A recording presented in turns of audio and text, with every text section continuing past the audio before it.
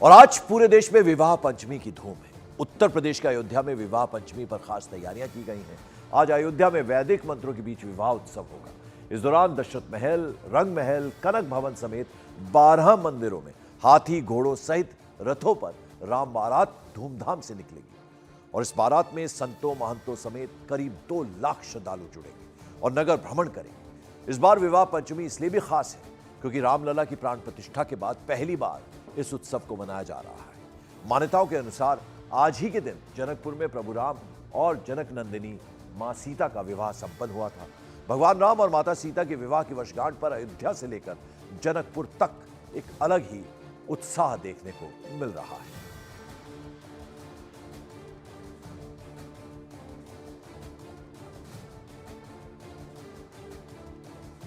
और आइए सीधे रुख करते हैं अयोध्या का, जहां मेरी सहयोगी सबीना तामंग देशमुख हमारे साथ सीधे जुड़ रही हैं।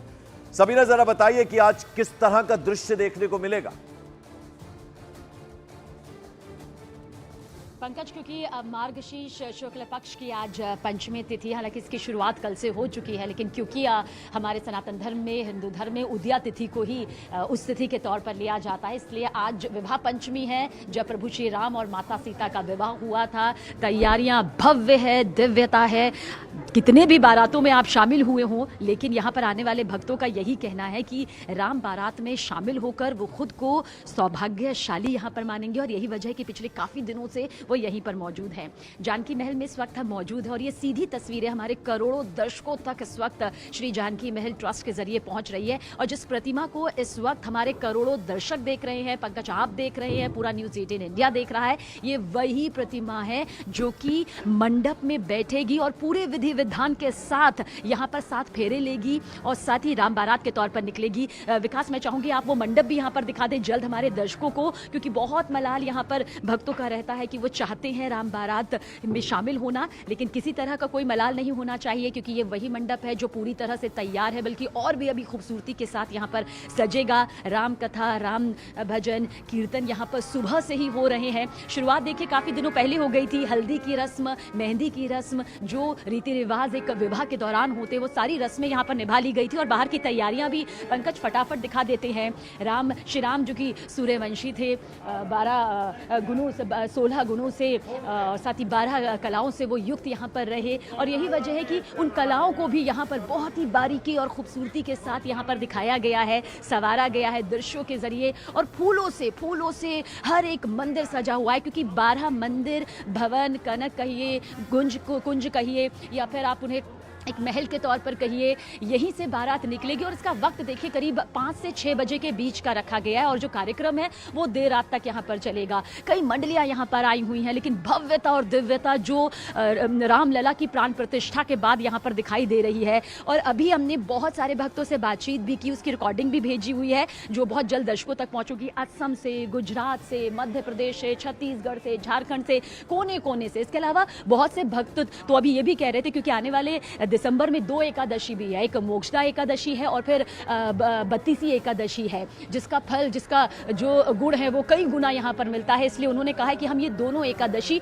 और पूर्णिमा भी अयोध्या में ही मना कर जाएंगे, प्रयागराज से भी, क्योंकि प्रयागराज और अयोध्या का एक अलग कनेक्शन यहाँ पर माना जाता है। कहा जाता है कि प्रयागराज में आस्था की डुबकी लगाने के बाद भक्त अयोध्या में रामलला के दर्शन के लिए आते हैं। ऐसे में प्रयागराज और अयोध्या का कनेक्शन भी यहाँ पर माना जा रहा है। सबीना, यहाँ मैं समझना चाहूंगा आपसे, देखिए अब रामलला की प्राण प्रतिष्ठा हो गई है तो उसके बाद तो आज का जो दिन है एकदम भव्य होगा सब कुछ। पूरी अयोध्या में आप घूमी होंगी। बिल्कुल पंकज, यही एक शब्द है सबके जहन में, यही है कि इससे पहले भी देखिए हम आए हैं। अच्छा, कोई पहली बार आया है, कई भक्तों ने कहा हम तो भाई इसलिए आ पाए क्योंकि हमें लगा अब रामलला की प्राण प्रतिष्ठा हो चुकी है, अब है ये विवाह पंचमी। हालांकि सच यही है कि जब भी विवाह पंचमी आती है इसी धूमधाम के साथ, इसी भव्यता और दिव्यता के साथ राम बारात निकलती है, लेकिन कहते हैं ना जब प्राण प्रतिष्ठा हो जाती है तो भक्तों में एक जान आ जाती है और यही वजह है कि हजारों लाखों की जो तादाद है और लाखों में कह रहे हैं कि राम बारात में ये जुटेगी। अपनी तस्वीर से ज़्यादा मैं चाहूँगी विकास, प्रभु श्री राम, माता सीता की तस्वीर, प्रतिमा यहाँ पर दिखाई जाए, जो कि भक्त कहते हैं कि हमारे लिए महज मूर्ति नहीं है, कोई प्रतिमा नहीं है, बल्कि साक्षात वो प्रभु श्री राम को अपना बेटा मानते हैं, माता सीता को बहू मानते हैं। क्योंकि हमारी मौजूदगी यहाँ पर इस वक्त जानकी महल में है, यहाँ पर तो प्रभु श्री राम को दामाद के तौर पर पूजा जाता है। जैसा होता है ना कि दामाद का खूब सत्कार किया जाता है, हंसी ठटोले भी यहाँ पर उनके साथ में किए जाते हैं। ठीक यहाँ पर जब भजन होते हैं, कीर्तन होते हैं, सुर संगीत यहाँ पर लगते हैं, तो हंसी ठिठोले भी खूब होते हैं कि भाई हमारे दामाद आए हैं, हमारी बेटी को बहुत ध्यान से यहाँ पर रखना है। तो इनके लिए प्रभु श्री राम प्रभु तो है ही, ईश्वर का रूप नहीं बल्कि साक्षात ईश्वर हैं, लेकिन वो कहते हैं कि हमारे घर के दामाद हैं और दामाद के साथ हमें जैसा बर्ताव करना चाहिए, यानी कि उनका जो आदर होना चाहिए, सत्कार होना चाहिए, वो तो हम करेंगे ही करेंगे, लेकिन हमारे हंसी ठिठोली भी दामाद के तौर पर यहाँ पर रहेगी। और देखिए खूबसूरती देखिए। अच्छा देखिए, यहाँ पर भी रामलला की जो प्राण प्रतिष्ठा, उसी की तर्ज पर इस प्रतिमा का यहाँ पर किस तरह से निर्माण यहाँ पर किया गया है। क्योंकि यहाँ पर जब बातचीत हो रही थी ट्रस्ट के लोगों के साथ, तो उन्होंने कहा कि क्योंकि रामलला की जो प्राण प्रतिष्ठा की जो प्रतिमा यहाँ पर है, उसकी झलक देखना भी यहाँ पर हर भक्त जो आता है वो चाहता है। और शायद यही वजह है कि यहाँ पर रामलला की प्राण प्रतिष्ठा ठीक उसी रंग रूप के साथ, उसी साज सज्जा के साथ नजर आ रही है। और सोचिए, सिर्फ इतना ही नहीं, आप खाने पीने का जो इंतजाम है, जो अपने दामाद के लिए यहाँ पर किया जाता है,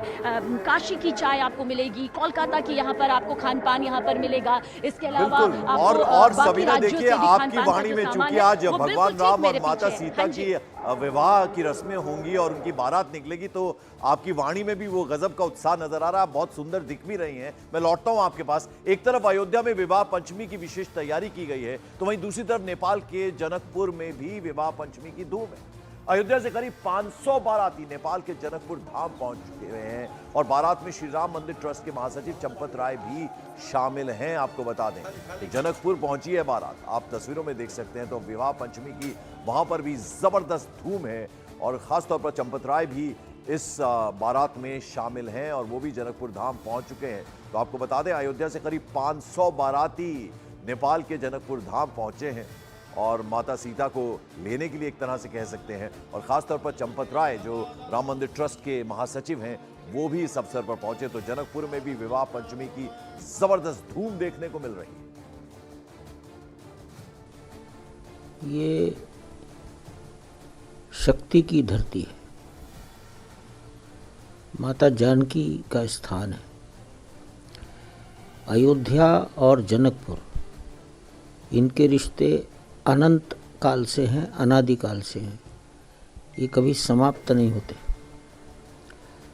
और इसलिए यहाँ आकर उतना ही अच्छा लगता है जितना अयोध्या में रहना अच्छा लगता है।